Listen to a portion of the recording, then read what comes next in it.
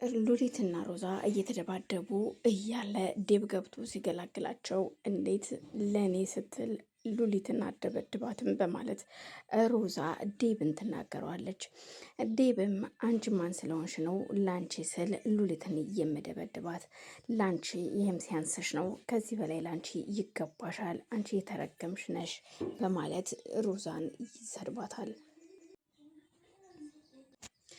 እናም ሮዛ እኮ ለእሷ እያገዝክላት ነው በማለት ዴቭን እዛው እንደተያያዙ ትናገረዋለች።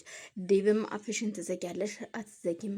አንቺ ምን አባሽ ስለሆንሽ ነው ይሄ ሁሉ ሴራ ውስጥ ያንቺ እጅ አለበት ማለት ነው? እናትና ልጅን በዚህ ልክ የምታባይና የምታጣሊ ርኩስ ነሽ አንቺ፣ የሰው አውሬ ነሽ በማለት ይናገራታል። እኮኔ አውሬ እኮኔ እርኩስ ደግሞ ስለምንስ ሴራ ነው የምታወራው? ልጅቷን አመጣህ ዝም አልኩኝ፣ ጭራሽ ይባስ ብለህ እናቷንም ይዘህልኝ መጣህ። አንተ ማነህ? ቆይ እኔ እኮ ቤቴ ነው፣ በቤቴ መብቴ ነው፣ እየፈለኩትን ማለትም ማድረግም ማዘዝም እችላለሁ ስትል ትናገረዋለች። ቤትሽ ሳይሆን አንቺም ልክ እንደነሱ እንግዳ እንደሆንሽ ደጋግሜ ነግሬሻለሁ። ገብቶሻል? ከዚህ በኋላ አፍሽን ትዘጊያለሽ በማለት በጥፊ ይመታታል። እኮ እኔን በጥፊ ስትለው አዎ ይህም አነሰሽ አይደለ በማለት አሁንም ድጋሜ ጥፊ ሲጨመርላት እጇን ይዟት ስለነበር ጥላው መውጣት አልቻለችም። ግን እጇን ይዟት ስለነበረ ሉሊትም አንቺ አይዞሽ ተረጋጊ፣ በቃ አሁን ውጭና እናትሽ በር ላይ ናቸው፣ ተይ ሂጂና ይቅርታ ጠይቂ ማዘርን በማለት ሉሊትን ይዟት ወደ ውጭ ይወጣል። ሉሊትም እናቷን ስታይ እናቷም የልጇን ድምፅ ስትሰማ ፌንት ነቅላ ስለነበረ ሔዋን ይዛት በውሃ እያቀዘቀዘች ስለነበረ እባክዎት ማዘር ንቁ፣ ሉሊት ምንም አልሆነችም ትላቸዋለች። የሉሊት እናት ራሳቸውን ከሳቱ ከደቂቃ በኋላ ብንን ሲሉ አሁንም ድምጿን ሲሰሙ ጩኸቱን ድጋሚ ራስን ይስታሉ። ቆይ ምን እየተካሄደ ነው ያለው ግን አልገባኝም፣ ኧረ እባካችሁ ድረሱልኝ በማለት ሔዋንም ትጮኻለች። በዛን መሀል ሉሊት ትመጣና እናቴ ምንድን ነው እማ ይቅርታ አድርጊልኝ፣ አንቺን በመናገሬ ብዙ ነገር ደረሰብኝ። በነዛ መርዝ ቃላቶች እየወረወርኩኝ ያለምንም ርኅራዬ ወጋውሽ፣ ገደልኩሽ፣ አደማውት፣ ውስጥሽን አቆሰልኩት፣ እማ ይቅርታ በማለት ሉሊት እናቷን ይቅርታ ጠይቀቻት። እናትም እናት ስለሆነች ልጄ ምንም አልሆንሽም አይደል፣ የጎደለ ምንም የሆንሽው ነገር የለም በማለት የልጃቸውን ሰውነቷንም ሆነ እጇን እያገላበጡ ማየት ጀመሩ። እማኔ ምንም አልሆንኩም ደህና ነኝ፣ እባክሽን ሰላም ነኝ፣ አንቺ ተረጋጊ በማለት ከእናቷ እግር ላይ ተደፍታ የእናቷን ይቅርታ እየለመነች እያለ ዴብና ሔዋን ራቅ ብለው በመገረም ሁለቱን እያዩ ነበር። እናት በልጇ ምን ያህል እንደሆነች እንደማትጨክንና እንደዚሁም ጨክና ጥላት እንደማትሄድ በማሳየት የሉሊት እናት ሉሊትን እንዴት ታረጋት እንደነበር በመገረም እያዩ ሁለቱም እንባቸው ይፈስ ነበር። ቆይ እኛ ማልቀስ ምን ይሉታል አሁን ስትል ሔዋን ለዴብ ትነግረዋለች። እኔ ምን አውቃለሁኝ፣ ምክንያቱም ደስ አይሉም። አየሽ እናትና ልጅ እንደዚህ አይነት ፍቅር ያላቸውን እናትና ልጅ እቺ የተረገመች ሮዛ ልትለያያቸው ነበር አይገርምሽም? በማለት ለሷ ይነግራታል። ሮዛ እኮ ሰው አይደለችም፣ እቺ የሰው አውሬ ነች። አምሳያዋ አምሳሏ በሰው ይሁን እንጂ ሰይጣን የሚቀናባት መጥፎና እርኩስ አረመኔ ሴት ነች በማለት ትነግረዋለች።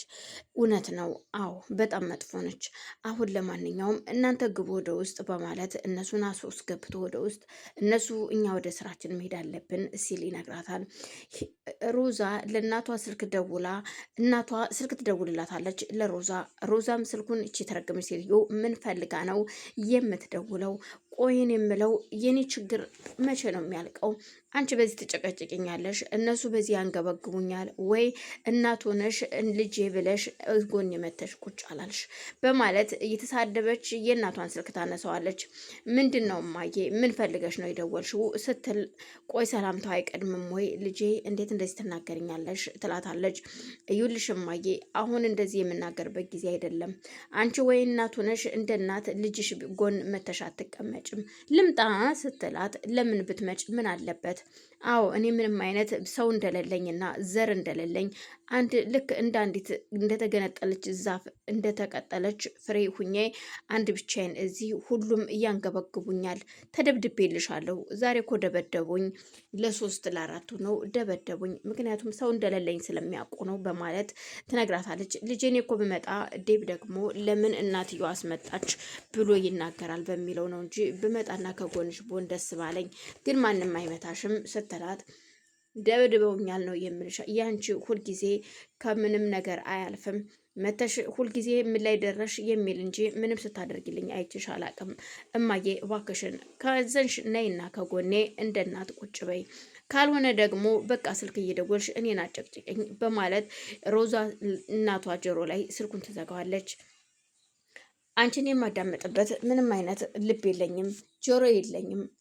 እኔ የማዳምጠው የራሴን መሆን አለበት። ከዚህ በኋላ የማንንም እገዛ አልፈልግም ስትል ብቻዋን ማውራት ትጀምራለች። ሂዋንም ሳሎን ቁጭ ብላ በነበረ ሰዓት ወይዘሮ ሮዛ ወደ ሳሎን ስትመጣ ሂዋን ቁጭ ብላለች። እሺ እንዴት ነሽ? አንቺስ መቼ ነው ከዚህ ቤት ወተሽ የምትሄጁ?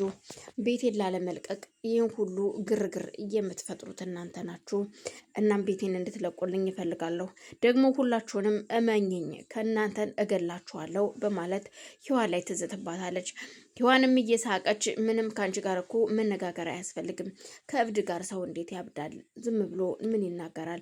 ለሚሰማው ሰው ነው ሰው መመለስ ያለበት። ስለዚህ አንቺ ስለማትሰሚኝ ከአንቺ ጋር የምነጋገርበት ምንም አይነት ምክንያት የለኝም በማለት ሂዋን ትታት ወደ ውጭ ትሄዳለች።